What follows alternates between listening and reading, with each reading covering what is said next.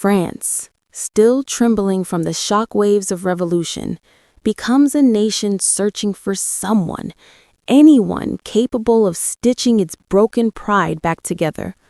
But in the smoky cafes of Paris and the echoing halls of failing government buildings, one name is spoken only with mockery: Napoleon Bonaparte, the awkward young officer from a forgotten island.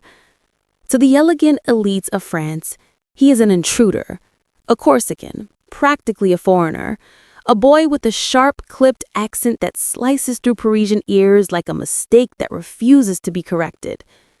In military gatherings, seasoned officers smirk when he speaks. "He's too ambitious," they whisper. "He's not one of us," they laugh. Some don't bother hiding their disdain. They roll their eyes when he enters the room as though he were an inconvenient shadow that refuses to stay in its place. But Napoleon does not break. Instead, their scorn hardens him. He watches, listens, waits. His notebooks fill with ruthless observations, strategies, weaknesses in enemy lines, and even weaknesses in his fellow officers.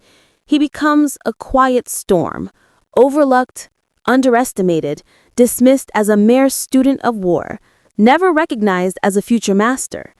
Yet, late at night, when the city's fires burn low and the political storms roar outside, something begins to shift. A whisper, a pull, a feeling that destiny has begun placing its pieces on the board. While France sees only a mocked outsider, Napoleon feels something greater stirring, a call no one else can hear, a force that insists he was not born to be ignored, but to rise. The nation might not want him, but fate has already chosen him. Toulon is a dying city when Napoleon arrives, a battlefield choking in smoke, fear, and the metallic scent of desperation. Cannon fire cracks the sky, commanders shout conflicting orders, and soldiers wander like ghosts, already defeated before the fight is lost. France is on its knees again. Toulon, one of its most vital ports, has fallen into enemy hands, and every failed assault drags the revolution closer to ruin. Into this chaos walks the young officer no one wants to take seriously. Napoleon studies the landscape with the cold precision of a surgeon examining a wound. Where others see a hopeless siege, he sees a pattern. Where veterans shake their heads, he sketches a plan that seems almost reckless.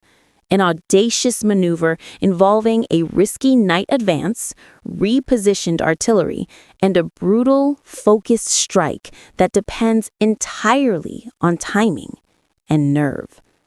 The senior officers laugh behind his back.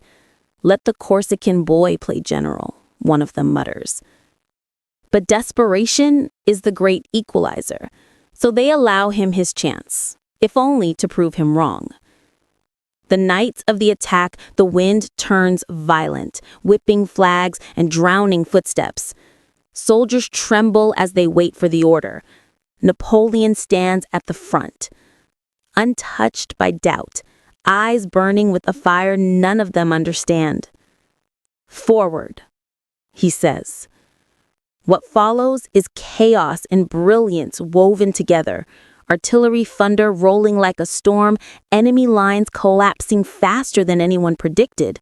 French troops rallying behind a commander who seems to command fate itself. The impossible happens. Toulon falls, and as the smoke clears, the men who once mocked him stare in stunned silence. Whispers spread through the ranks, spreading from camp to camp like wildfire. Who is this Bonaparte? How did he do it? Is he the genius France has been waiting for?